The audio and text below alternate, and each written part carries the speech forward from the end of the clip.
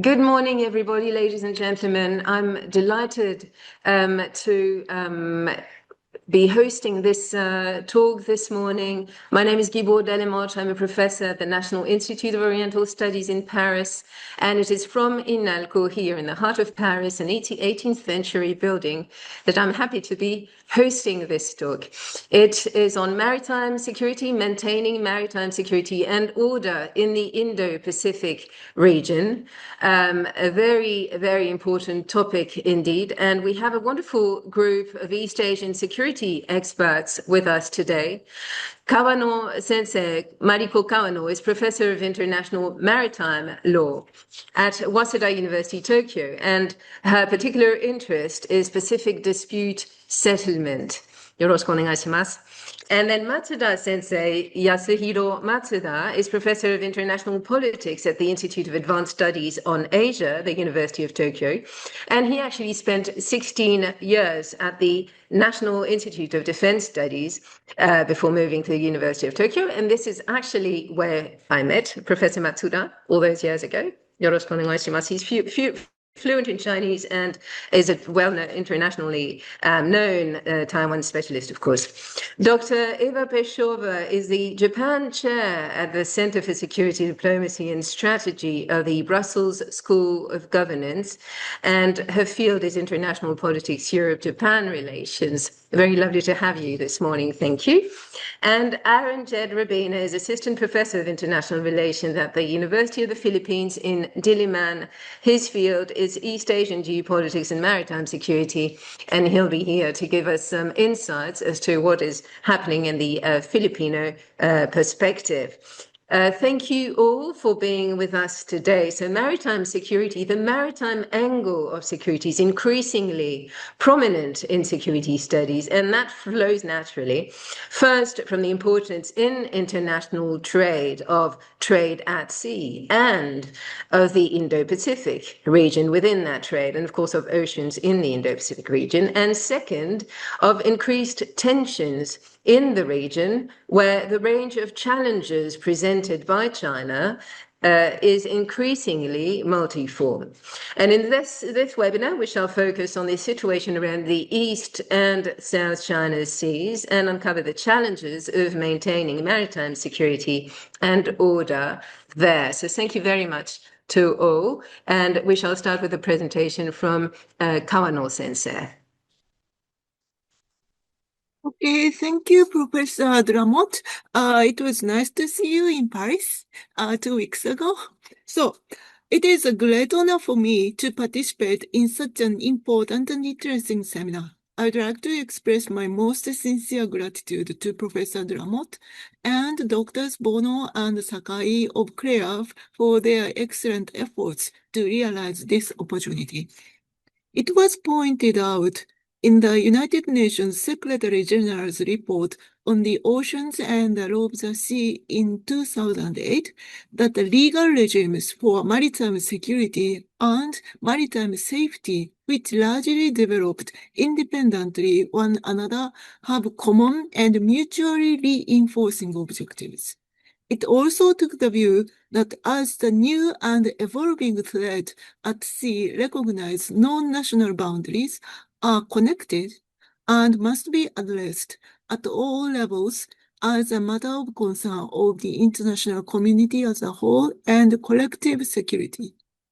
This view signifies that maritime security today involves a variety of factors and that all members of the international community have the common interest in maintaining and enhancing the maritime security in the current international community and take measures for that purpose by cooperation.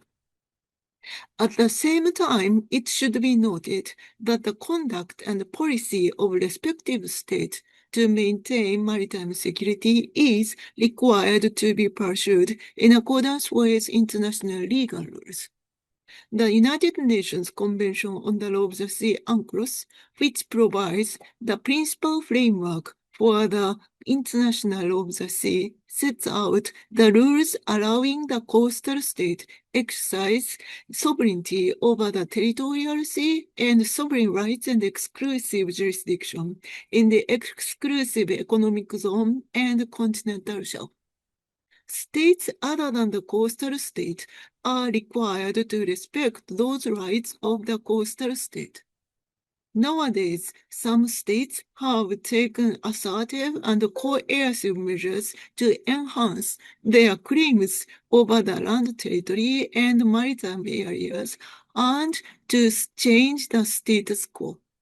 Those activities have become even more serious than before and aggravate the situation and affect the maritime security and sound utilization of the marine resources in the maritime areas concerned.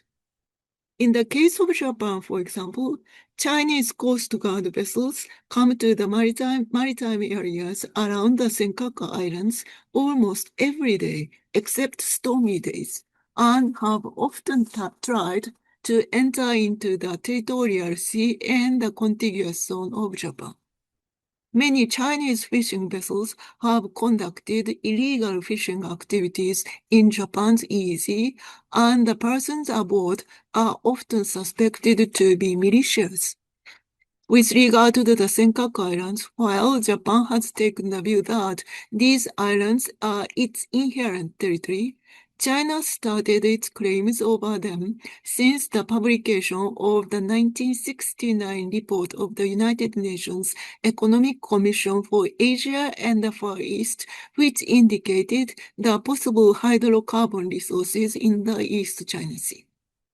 Further, it was reported by the Kyodo Tsushin on 7 February 2026 that up to 2,000 Chinese fishing boats have gathered near the Sino-Japanese median line in the East China Sea at least twice since late last year, forming a floating wall stretching more than 400 kilometers.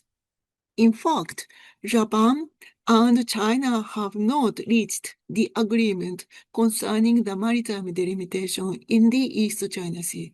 Moreover, although they agreed to establish a provisional arrangement pending the final settlement of maritime delimitation in 2009, they have reached no agreement concerning the rules and methods to substantiate the agreement. China has constructed various installations on the China's side of the equidistance line between Japan and China. Japan has had to respond to these grave situations with peaceful means in accordance with international legal rules. Although the coastal states has the sovereignty over the territorial sea, it is under an obligation to respect the right of innocent passage to all ships. In accordance with international legal rules, the coastal state is not entitled to reject foreign ships' entry into its territorial sea, while it is competent to expel the ships that conduct the activities not satisfying the conditions of the innocent passage after the entry into the area. As a coastal state, Japan has taken the measures in accordance with international legal rules with regard to the non-innocent passage of foreign ships. However, in response to the increase in number of ships conducting inappropriate or illegal activities after entering into the territorial sea and the serious threat caused by those activities, Japan amended the Japan Coast Guard Act and the Act on Navigation of Foreign Ships through the Territorial Sea and Internal Waters in 2012 to endow the competence to the Japan Coast Guard officers to other foreign vessels to be expelled immediately from the territorial sea without boarding inspection and to regulate criminal activities on land of remote islands. This amendment has been very useful for the Japan Coast Guard officers. If you are interested in this act, I will explain later. And then, In accordance with international legal rules, it is a coastal state that has a sovereignty and thus is principally responsible for the maintenance and regulation of the territorial sea, and other states are required to respect that sovereignty, as I have already indicated. However, other states may support the coastal states by expressing their close concerns with the situation and organizing cooperation mechanism in the process, responding to the serious and imminent risks of assertive activities. In terms of military presence, the United States of America and Australia have contributed to the maintenance of the maritime security in the Pacific region, including the Freedom of Navigation program in the South China Sea and the operations through the Taiwan Strait. The European Union and its members, particularly France, Germany, and the Netherlands, and the United Kingdom, have recently started expressing their deep concern with the Indo-Pacific region and have sent their warships to the South China Sea, the Taiwan Strait, and the Pacific Ocean areas. Their conduct includes the freedom of navigation operations as well. The intensification of the military presence of those states clearly signifies the increasing concern with the situation in the Indo-Pacific region, expressed not only by the states outside of the region, but also the concerns from the international community as a whole. In addition to the military presence, the effects of multilateral diplomacy, including regional or sub-regional framework, should also be noted. For example, many states have expressed their concerns about the situation relating to the South China Sea and have criticized China's response to the arbiter award in the South China Sea arbitration rendered in 2016 in various opportunities, including the meetings of the Commission for the Limits of the Continental Shelf under UNCLOS. Regional frameworks such as Quad and AUKUS have been organized to contribute to the maintenance of the maritime security in the Indo-Pacific area, and Japan started its new policy of the official security assistance in 2023 in accordance with the new national security strategy of 2022. As I noted at the beginning of this presentation, the notion of the security is not restricted only to the military matters, but also involves various issues in the current international community. In consideration of these circumstances, the promotion of international cooperation for overall purposes is more appropriate and effective to respond to the serious and varying threat to the maritime security by peaceful means. Fortunately, at the beginning of this month, I had the opportunity to visit Paris and to exchange views with French officers and academics regarding the maintenance of maritime security and the cooperation between France and Japan to ensure it. I found that France and Japan face similar situations respectively in Europe and in Asia. Moreover, France has a direct interest in the territory and maritime areas in the Pacific region. I consider that we share common preoccupations and that there are lots of matters concerning which we may promote the cooperation in the era of uncertainties.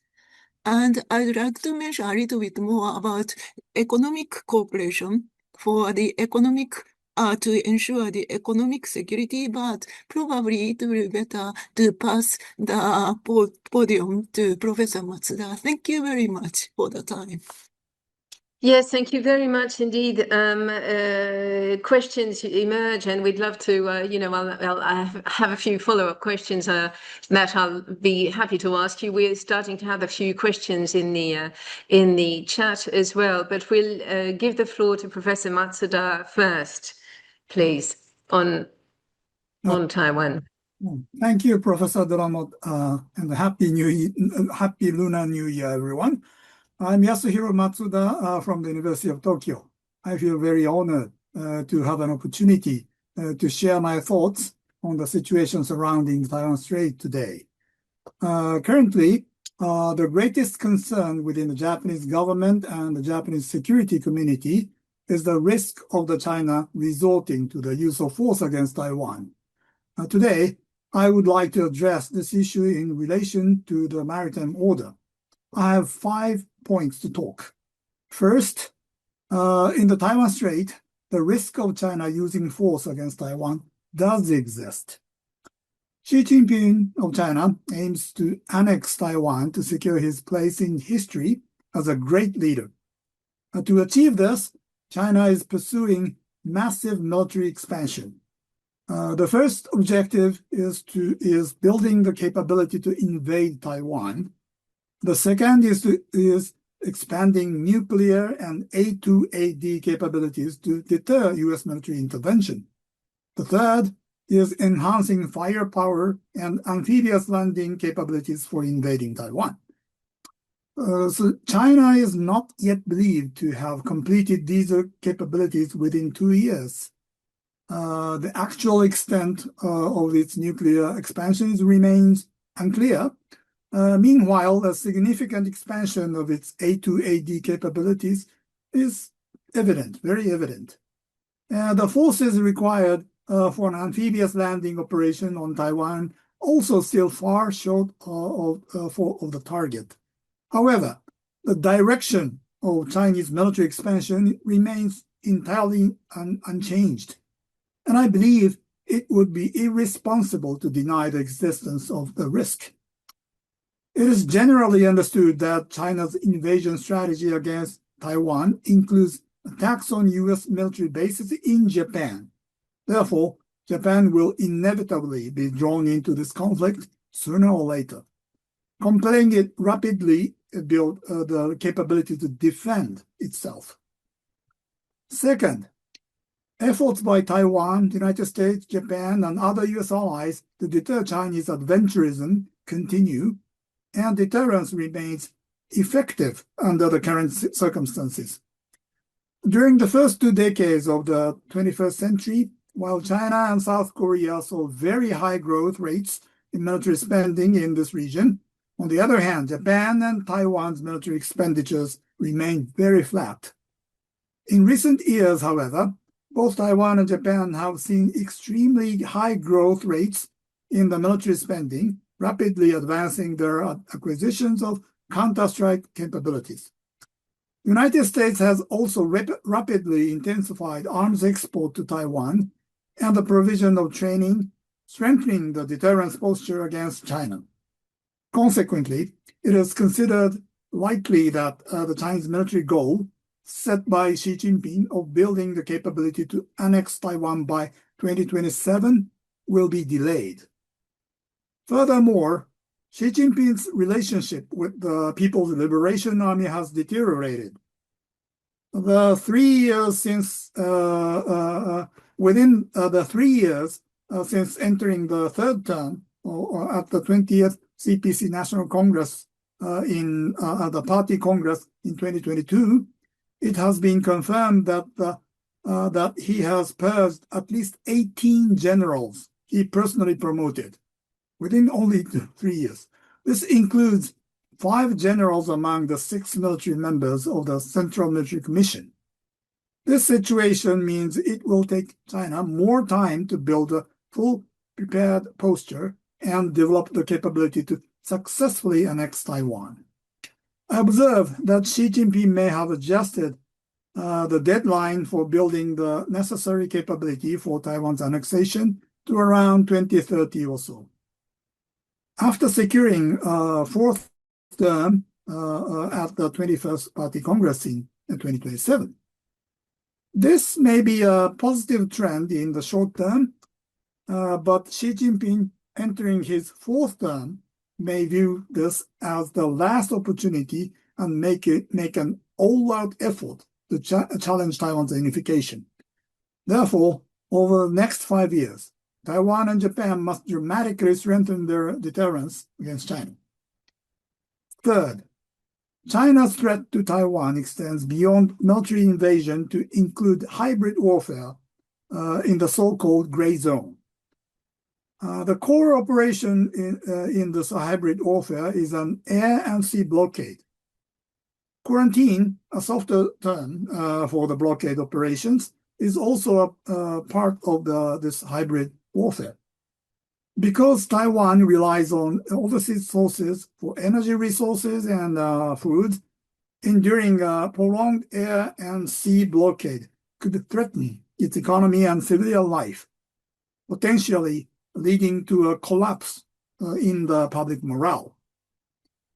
Against Taiwan, China routinely conducts infiltration operations to cultivate local collaborators to facilitate a smooth invasion alongside a cognitive warfare designed to undermine the morale of Taiwanese residents.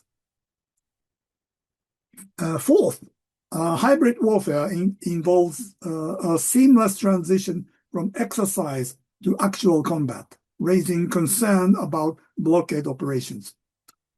In August 2022, when U.S. House Speaker Nancy Pelosi visited Taiwan, China conducted exercises surrounding and effectively blockading Taiwan for about a week. This forced approximately more than 20% of maritime traffic and take detours or experience delays. Since then, China has conducted 9 large-scale exercises surrounding Taiwan, most of which were designed with the intention of blockading the island. And Taiwan possesses the world's most advanced semiconductor industry. If energy supplies to Taiwan were cut off, the global supply of high-end semiconductors originating from Taiwan would be disrupted. A blockade constitutes an act of war, and blockade on the high seas violates international law. Therefore, Taiwan can legally attack China's naval and air forces engaged in blockade operations. However, China may respond with strong retaliatory actions if Taiwan fires the first shot, potentially escalating the conflict. Conversely, if the United States or Japan were to take actions to break the blockade, China would then face the choice to whether to fire the first shot. Therefore, a blockade operation should not be an easy option for China either. However, the problem is that it is impossible to know in advance whether the United States or Japan would take such a strong option to defend the maritime order in East Asia, meaning that there is a possibility for China could miscalculate. Fifth and last, even during peacetime, China engages in harassment using Coast Guard patrol vessels, posing a significant threat to regional maritime order. Even during peacetime, China continues its hybrid warfare. Since spring 2024, China has routinely dispatched Coast Guard patrol vessels into waters equivalent to the territorial seas and contiguous zones around Kinmen and Matsu Islands, challenging Taiwan's jurisdiction. This approach is virtually identical to the harassment operations China conducts around Japan's Senkaku Islands. These operations are necessary for the actual use of force against Taiwan, while simultaneously serving to instill a sense of helplessness among Taiwan's residents during peacetime and demoralize their resistance. Since the United States and Japan cannot respond to such operations, leaving Taiwan to handle them alone, they easily foster a feeling of isolation and powerlessness, forming part of China's cognitive warfare. In this way, China's military and paramilitary coercive actions against Taiwan are ongoing at various levels. Prime Minister Sanae Takaichi announced that Japan will advance its goal of raising defense spending to 2% of GDP by 2 years. As a first step, Japan is expected to develop a certain level of counter-strike capability by 2027. The next goal will likely to acquire more robust, sustained combat capabilities by 2030. This year, Japan will revise its 3 strategic documents, including the national strategy, and announce a new defense capability development plan. To deter Xi Jinping's war, Japan will likely to have no choice but to continue these measures and efforts for the next decade or so. Thank you very much. Thank you very much indeed. And of course, knowing what Japan can do exactly, to what extent its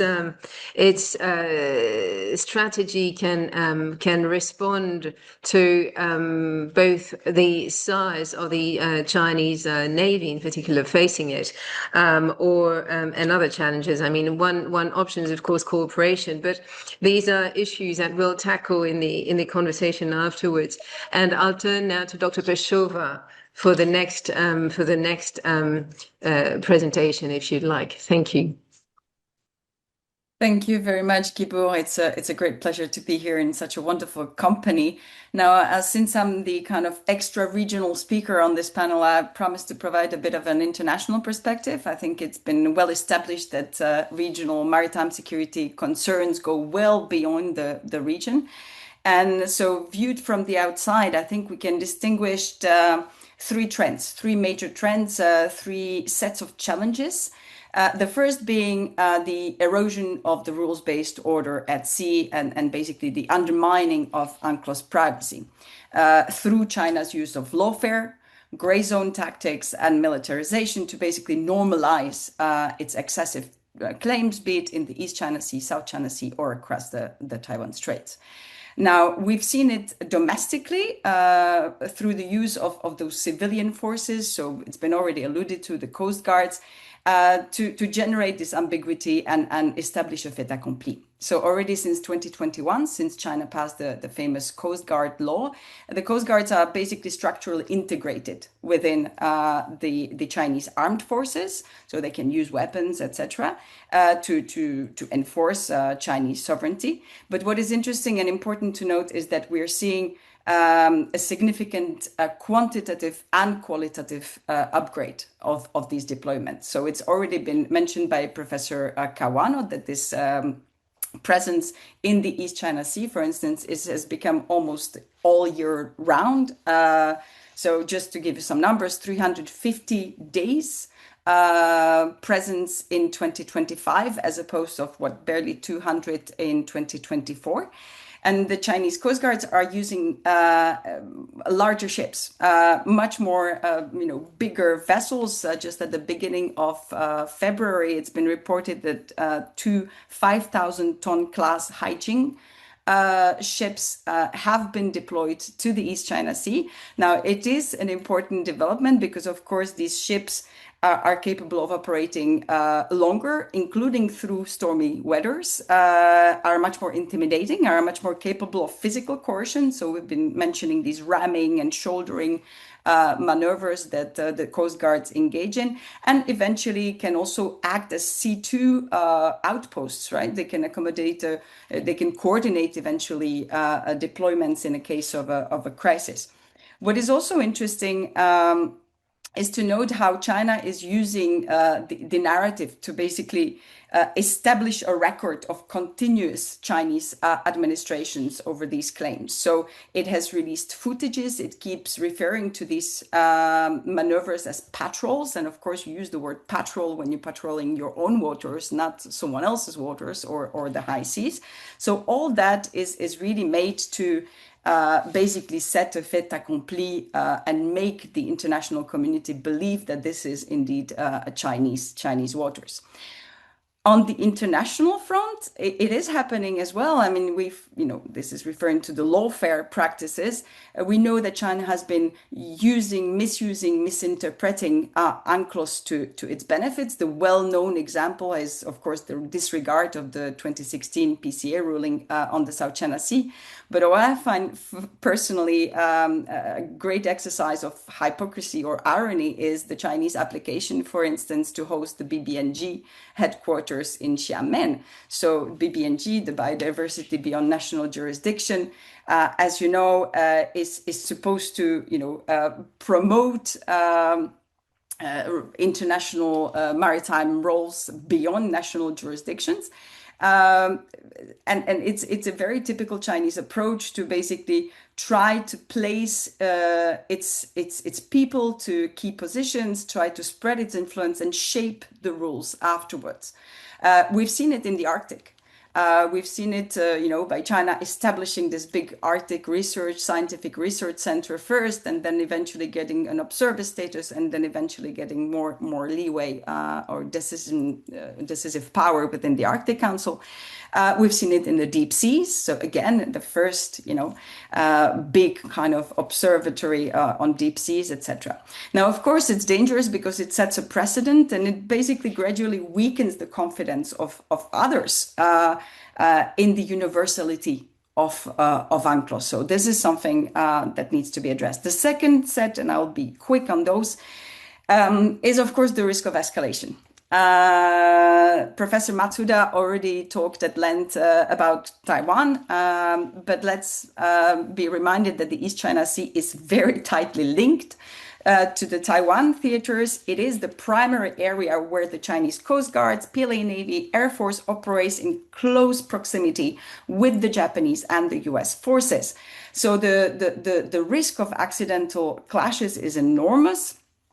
We still do not have functioning channels of communication to allow a quick de-escalation or any sort of crisis prevention mechanism. And of course, the recent example was the December incident in which the Chinese fighter jets locked in Japanese air self-defense aircraft 2 times. So an extremely dangerous maneuver with a great potential to escalate.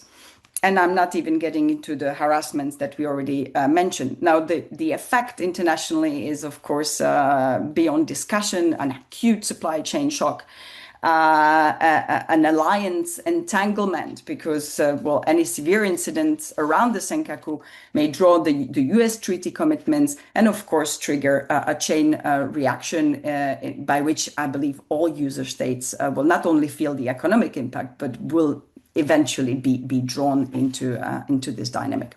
And the third, it's again been already mentioned, is the economic one. So it's this progressive securitization of trade and the vulnerability of trade. It's been repeated many times that the main reason why, Europeans and all the user states are interested in this region are the shipping routes, right? So we are heavily dependent on those sea lines of communication for transit, but also with our trade relations with the countries in the region, Japan, Korea, China, etc.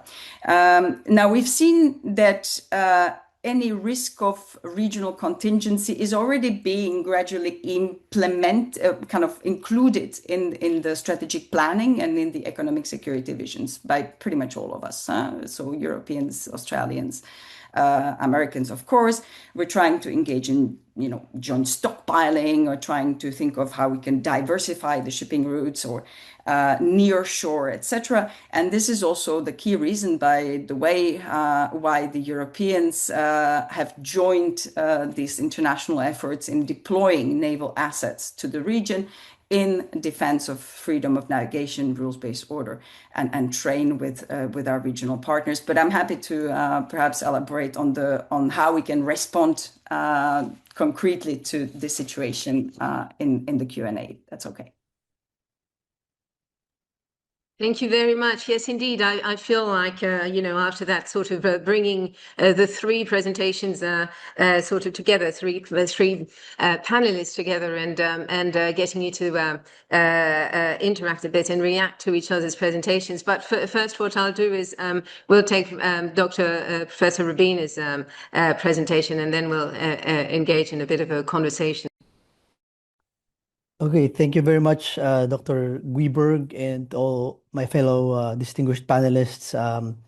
Good evening or good day, and I'd like to thank Inalco and KREAB for this opportunity. So I'd like to talk about the situation of the Philippines in the South China Sea. As you very well know, so many things have happened over the past months and years. But before that, I'd just like to react briefly to what was mentioned by Dr. Mariko. It is indeed true that based on the Philippines case, there is a conflation now between land and maritime rights and entitlements. An example would be Second Thomas Shoal in the South China Sea. It is well within the Philippines EEZ. So it's not a rock. It cannot be owned, but the Philippines has experienced difficulties in maintaining its presence there. So basically, that's China asserting its sovereignty or sovereign rights over the area. And just like in the East China Sea, of course, there's a lot of hydrocarbons also in the South China Sea. And that's something we haven't agreed with China yet on how to exploit the hydrocarbons in the South China Sea. Even a fisheries agreement has also been quite challenging. And then, if I may react to what Dr. Matsuda said, as with Japan, there are also now lingering debates in the Philippines about a Taiwan contingency. The reason is because, like Japan, we do have this one China policy. But then on the one hand, that's the one hand. On the other hand is that we also have the Mutual Defense Treaty with the United States. So in the event that the Americans get involved and invoke the MDT, that of course will oblige the Philippines to support the United States. So that's the dichotomy right now: the Mutual Defense Treaty vis-a-vis the one China policy. And as for the Philippines situation in the South China Sea, we have been seeing a lot of water cannonings by China, rammings, cat and mouse incidents between Chinese and Philippine vessels. So it's pretty much the same over the past years. But recently, tensions have really spilled over to the social media sphere, as there has been a word war between the Chinese embassy and Philippine legislators, because of the incidents in the South China Sea. But against this backdrop, what I'd like to share is that the Philippines is employing what I would call a four-pronged South China Sea strategy at the unilateral, bilateral, minilateral, and multilateral levels. So unilaterally, there is a routine approach by the Philippines to file diplomatic protests at all times. And the Philippines also has informational, military, bureaucratic, legislative, and operational measures to support its territorial and maritime claims in the South China Sea. Perhaps you are familiar with this. The foremost one is what we call the Transparency Initiative.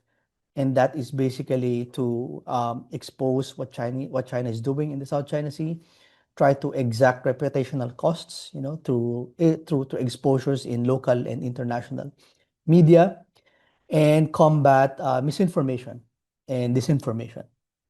And because of that, we have gotten strong support from our domestic audience and also from the international community. And that has made it for our government. That has made it easier for our government to, rally congressional support in increasing our defense budget. So militarily, we do continue to strengthen our occupied maritime features in the South China Sea by building new structures like barracks, health centers, things that would strengthen Philippine presence in the South China Sea. And also there are unilateral exercises by our Army, Air Force, Navy. And the Philippine Army right now is being oriented towards external defense, to territorial defense because of the exigency in the South China Sea. Legally, what we're also doing is that we have passed laws that will strengthen Philippine sovereignty and sovereign rights claims. And we're also passing laws to strengthen our national security, like the revision of the Espionage Act and the passage of the Foreign Interference Bill. So operationally, we have conducted a lot of regular sovereignty patrols, escort missions, and then bilaterally, okay, this is the bilateral part, we continue to dialogue with China through the bilateral consultation mechanism. And concurrently, as we do that, we are proliferating defense cooperation agreements. So we have pending ones with France, with Canada, New Zealand. We just approved the one with Japan, the reciprocal access agreement. And in fact, contrary to what many said after the Venezuela incident, the Maduro decapitation, we have seen no decrease or decline in terms of the military exercises with the United States. So that means perhaps the US is not really bent on embracing the Monroe Doctrine, but also still bent on maintaining its presence in the Indo-Pacific, because for this year, the Philippines and the US are said to have many military exercises. And unilaterally, okay, so this is quite interesting because the Philippines is engaged in this second quad or squad with the United States and Japan. Multilaterally, what the Philippines also does is it conducts different types of maritime cooperation activities with countries like Australia, France, Canada, India, Japan, New Zealand, and the United States. So there are different combinations of unilateral and multilateral activities. So based on the pattern of incidents in recent months, the Filipinos are really bracing for what might come next. Will the Philippines see further reclamation, for example, of Scarborough Shoal? Will there be a towing or a boarding of Chinese troops on the BRP Sierra Madre, which is in Second Thomas Shoal? So those are the things that that keeps Philippine planners and policymakers vigilant and alert. So I will just stop there, and I look forward to questions and comments. Thank you very much.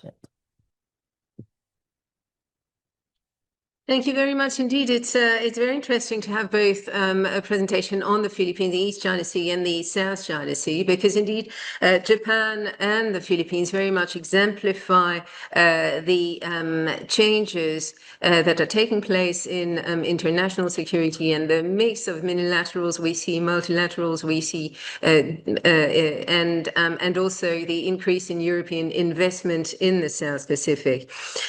So I'll have a series of questions, and I'll turn in order. I'll turn to Professor Kawano first.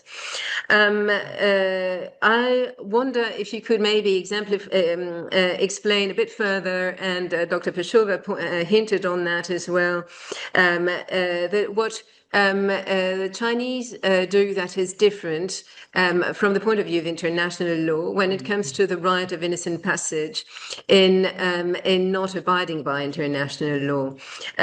So Dr. Pashova mentioned the fact that they allow themselves to exercise force, but in what they consider to be their territorial sea, but which is not.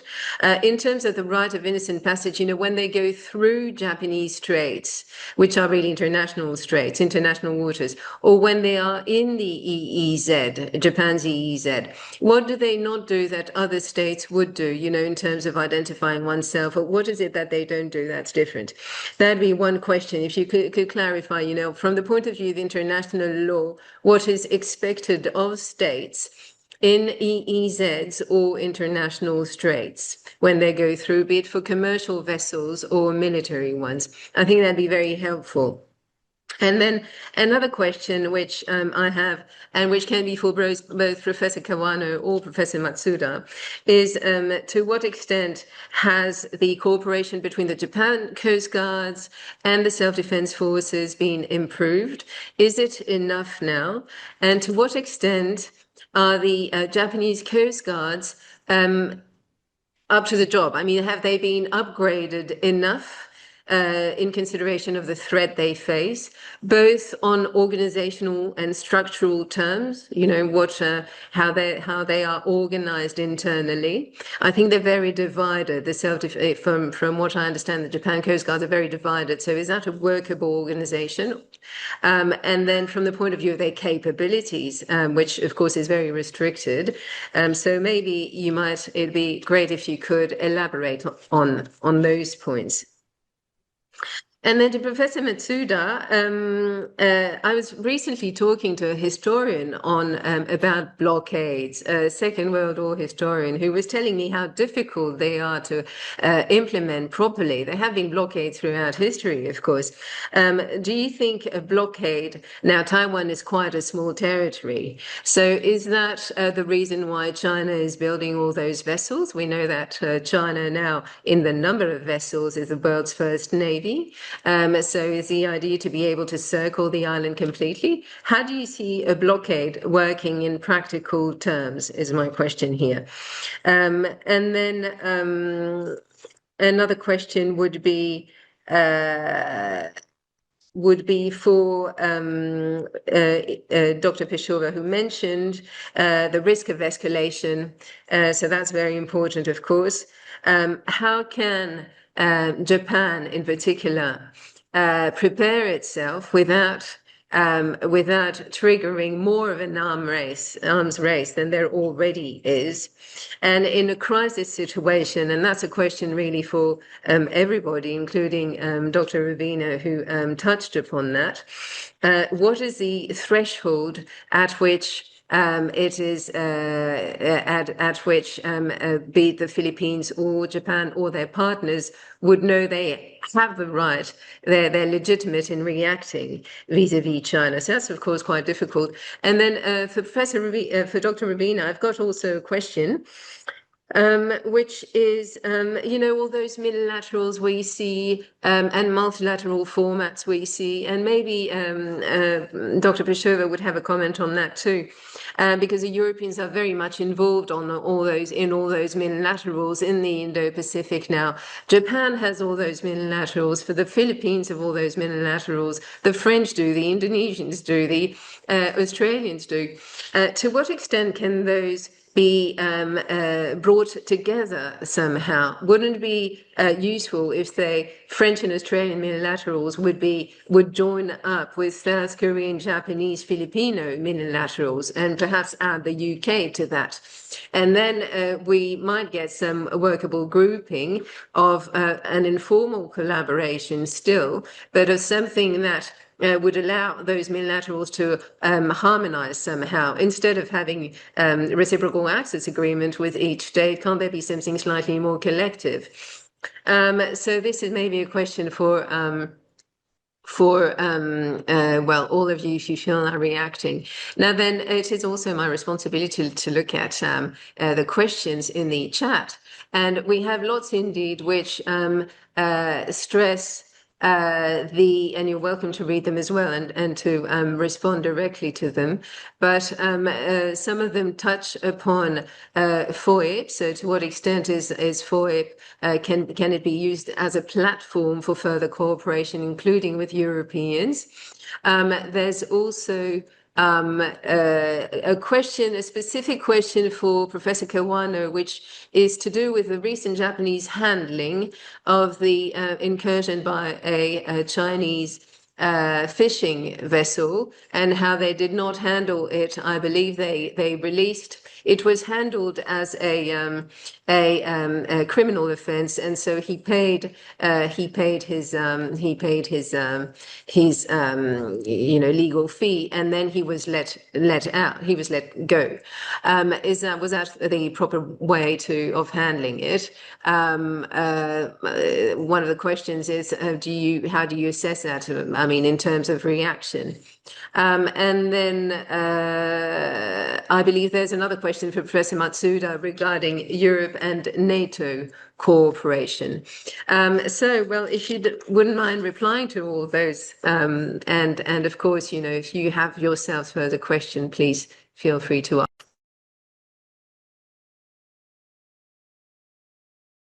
Maybe, may I start answering to Yes, you? certainly. Firstly, I'd like to take up two questions concerning the Law of the Sea Convention. That means the innocent passage issues in the EEZ or Strait.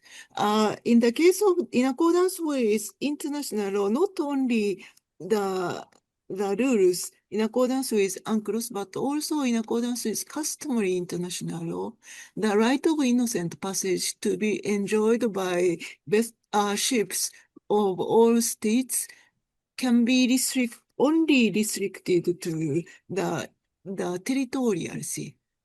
Because at least in accordance with Article 56 of the Law of the Sea Convention, in the exclusive economic zone, the exclusive jurisdiction or sovereign rights of the coastal state is restricted to the matters explicitly provided by Article 56.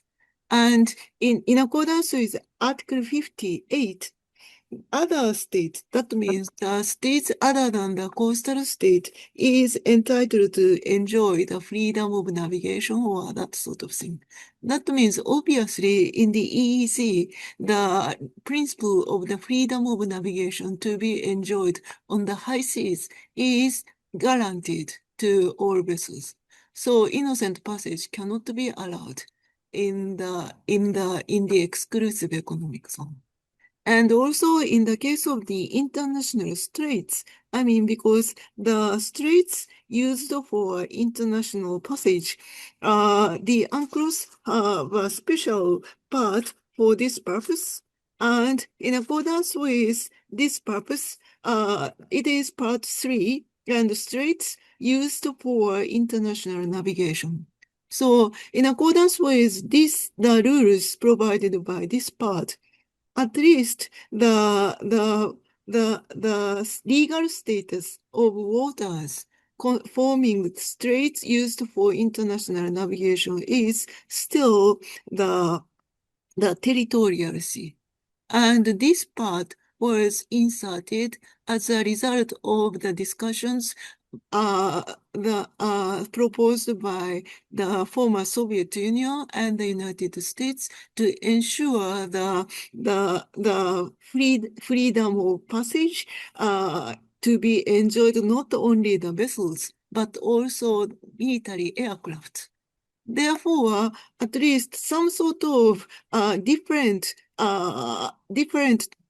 and which is expressed in terms of transit passage or straits, and this is a bit different from the innocent passage in the sense that at least principally in the sense that in the case of innocent passage, the freedom of passage cannot be accepted to aircraft. On the other hand, the transit passage in the straits used for international navigation, it is that sort of transit passage or the right of transit passage can be enjoyed by the aircraft as well. So this is a difference between the two types of passage. But at the same time, in the case of Japan, when Japan accessed the Law of the Sea Convention, Japan decided to exclude the application of Part 3 to certain, I mean, I can say 5 straits, including Tsugaru or Osumi straits. With regard to these 5 exceptional straits, Japan set its territorial sea only up to 3 nautical miles. That means there is some sort of area which constitute the high seas. And then the freedom of navigation, not the innocent passage, but freedom of navigation to be enjoyed on the high seas can be exercised in these areas. So these are the situation of Japan and difference between the passage in the territorial sea straits on the one hand and the easy and high seas. So this is, I hope I'm responding to your question. And then with regard, Absolutely. and with regard to the release of the fishing vessels arrested by the Japan Coast Guard, I have to mention Article 292 of the Law of the Sea Convention. Article 92 is the provision which is called prompt release of vessels and crews.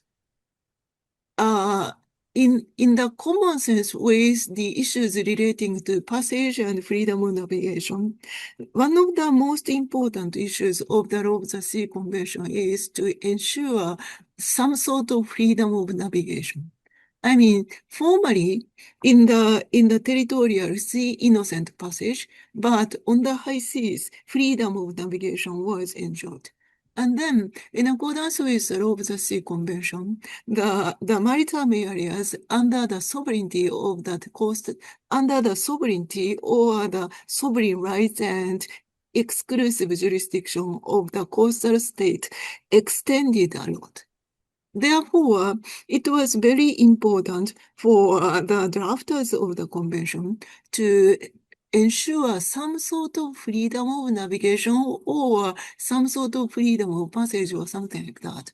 And for this purpose, sometimes it is very important to know that for the purposes of the regulation of fishing activities and also the issues relating to the protection and preservation of the marine environment, the coastal state or the port state are entitled to exercise some jurisdiction to foreign vessels. And then, in the case where a foreign vessel is arrested and the crews are arrested, then it is better to ensure the prompt release, as soon as possible. Therefore, in accordance with Article 292, the conditions for the prompt release are provided.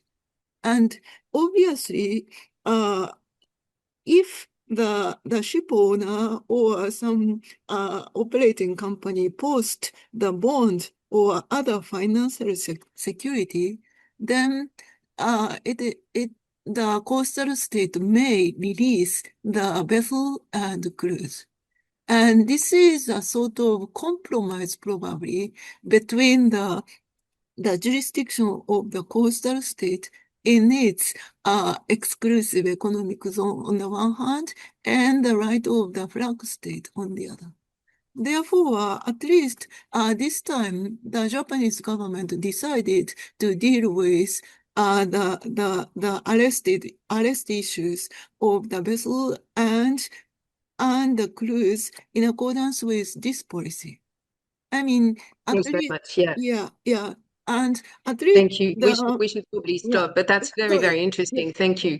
Yeah. Okay. Sorry. No, that's My fascinating. Thank answer you very was much for very providing those legal elements, a legal background, and the. Thank you very much. So, Professor Matsuda, would you like to answer a few questions? We've got about 15 minutes left, so unfortunately, we're already reaching the end of our time together. Okay, let me try. The water near Senkaku, China has dispatched more vessels, and vessels are becoming larger and larger, and they are equipped, huge guns, and they stay longer in the water. And in response to this situation, the Japanese Coast Guard also tried to make larger vessels, and surprisingly, we have just built 30,000 tons, vessel in dealing with the longer operations. And the cooperation among Japanese Coast Guard, Maritime Self-Defense Force, and the U.S. Navy is very good. And the communication channel is directly connected to the office of the Prime Minister, Kante. So the Japanese government fully understand that contingency near Senkaku may trigger a political crisis. So we are, coordinating in a very good manner. But there is a blind spot I don't want to say so, but for example, drones or proper aircraft, low flying, and helicopters. If China uses these measures, Japan is very difficult to respond because the air self-defense force cannot actually respond those low-level aircraft, and the Coast Guard cannot simply shut down those aircraft. So there are some blind spots. But those aircraft, like drones, cannot occupy Senkaku Islands either. So I don't think that China will try to do this in the short term. Blockade is, very difficult. I don't buy the theory of blockade, which can achieve some, political, purpose. Blockade alone cannot achieve anything. So I think that, but still, in the case of full invasion, China has to do blockade as well. So anyway, the blockade capability is necessary for China. And the cooperation with between Japan and NATO, I think that I was kind of desperate after President Trump came into power, but still, I think that there is a necessity because as for NATO, if Taiwan contingency actually occurs, U.S. defense asset would accumulated into the East Asian region. It means that the European front will become very vulnerable. So Taiwan contingency may trigger, for example, Baltic state contingency. So as for NATO, deterrence against China in the case of Taiwan contingency is also necessary. And as for Japan, it's the same, vice versa. So it seems like Takaichi administration is trying to reinforce the military assistance to Ukraine. This is possible because the Japanese government has recently experienced the power structure change. Komeito, the Green Party, is out, and the Rejuvenation Party is in. So the brake is gone, and accelerator is in. So this is a very big change. So I think that we can assume some positive changes in Japanese defense and security policies. That's my observation. Thank you. Thank you very much. Yes, it'll be interesting to see what Takaichi Sori manages to do in that context with so much to be done really in terms of improving cooperation with NATO, with Europe. Of course, a lot of effort has to come from the Europeans as well. So I'll turn to Eva Peshova first. And we have a last question, which is actually addressed to the two of us, Eva, if you'd like to answer it,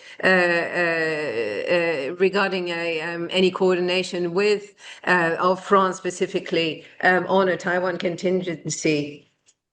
Yes. Yeah, quite a few questions, so I'll try to be pretty brief.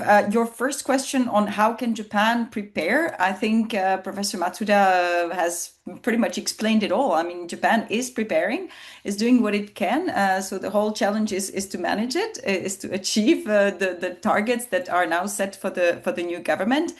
And I'm just a thought, because you mentioned without triggering an arms race or without triggering an escalation dynamic. China doesn't need Japan to do much to actually use the rhetoric of an arms race. And of course, arms race, you use that when you have on equal pairs. And of course, nothing compares to the size of Chinese military or the type of assertiveness that we are seeing. So of course, this is completely uncomparable. And the whole point— Exactly, I was thinking you'd say something like that. And the whole point of Japan building up and Japan reaching out to partners, including in Europe, NATO, Australia, and of course strengthening the US alliance, is to deter, is deterrence. So we should not be perhaps afraid to say that. I mean, it is the whole purpose of these exercises, and still, we're way too behind what should be happening across, by the way, the board in Japan and in Europe as well. So we are barely catching up. We're not escalating. We're barely catching up, and I think it's an important thing. Which brings me to the minilaterals. The whole purpose of minilaterals, no matter which, is to be result oriented, is to deliver solutions where the big multilaterals can't.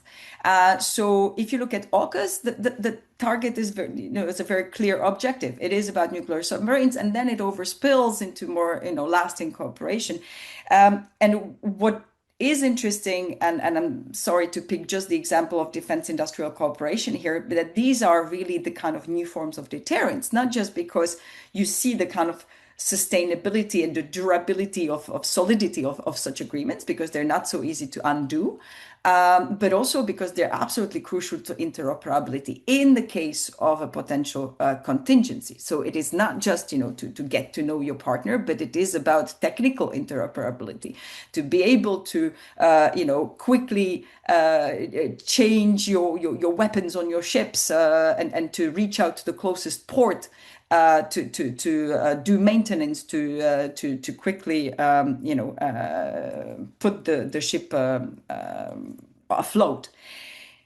Which brings me to the contingency. On contingency planning, yes, across in France and across Europe, of course, there is a lot of debate on this. We coordinate with our partners, so the like-minded partners, especially Japan, but also Korea, and others within the NATO IP4, bilaterally. There are so many tabletop exercises that are going on, so many recommendations that are floated. I mean, I would recommend to even look at our own CSDS website. We've been writing excessively about these topics, so the coordination is there.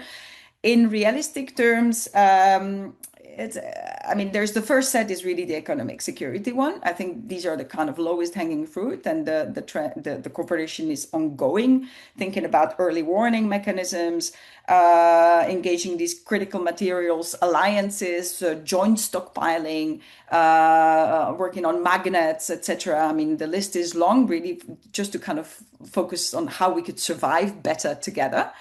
In the case of really fully blown conflict, blockade type of situation, there are, of course, discussions on Europe's possible role in logistical supply, be it evacuations, being precisely on defense, industrial logistical supply chain, etc., or some sort of coordination in the Indian Ocean, etc., etc. So the discussion is ongoing and fairly developed. And I think for the sake of time, I will probably stop here, but there's so much to say. Thank you very much. And that's extremely helpful. Indeed, thank you very much for your angle on that relationship with China a bit, and China not needing any help for any arms race, which indeed it is. If anything, it is operating itself. Professor Ravina, would you like to give us a few thoughts? Okay, thanks, Dr. Guibourg. If I may just follow through with what Dr. Eva said about minilaterals. What I can see is that there are two types in our part of the world. So the first type of minilateral is at the strategic or policy level. So this is a summit level meeting. In fact, the Philippines, as part of the JAFUS, Japan, Philippines, US Trilateral, have been attended by all the heads of state of the three countries, and the areas of cooperation have extended not just from the military domain, but also to economic security and even critical minerals cooperation. The other type of minilateral would be at the operational or tactical level, which we can see a lot now in the South China Sea. So that's the maritime patrols coordination, or maritime coordination patrols, particularly in the South China Sea. So the Australians, Indians, the Japanese, Americans have all been there and taken part in them. And the question about coordination plan in a Taiwan contingency, well, none so far, but what we can see right now is that the United States are expanding their presence in the northern part of the Philippines, northernmost part of the Philippines, that's very near to Taiwan. And two of our enhanced defense cooperation agreement sites are also in the northern Philippines. That's why when this happened, when all these developments about northern parts of the Philippines happened, China was very furious because they're like, are you going to interfere, in a Taiwan contingency? Why are there military posturing in northern Philippines or in southern Taiwan, something like that. As for your question, Dr. Guibourg, on the email, lastly, about Japan's importance to the Philippines, yes, Japan is very, very important because, we do not want to overly depend on any one country. Let's say, for example, the United States. If there is a change of mind in Washington, we should have other durable and reliable partners like Japan. So we receive a lot from Japan in terms of ODA, but also lately OSA, the official security assistance. Yeah, so I will stop there. Thank you again. Thanks very much. So what about Europeans? One word about Europeans. How Yes. reliable are Europeans? Yes, certainly. Also, because you only ask about Japan. So the Europeans as well are very reliable and credible partners. And they have been engaged in really building our capacity, our people, and our military assets as well. The French have been very active in selling us patrol vessels, and they're being used by our Coast Guard. Yeah, so these are all highly appreciated. Yeah, hopefully more to come. Yes, the French have been very active in terms of patrolling the Taiwan Strait. In fact, they've been doing it for decades, and also patrolling very much on the median line, as do the Americans, which is a way of emphasizing that there is a median line. So they have been active. However, European challenges are for another webinar. Thank you very much all for these wonderful interventions, clarifications, and insights. And I shall look forward to seeing you and keeping those exchanges going. Thank you very much indeed, and thank you to the listeners as well. Thank you very much. Thank you. Bye-bye. Bye. Thank you. Thank you. Thank you.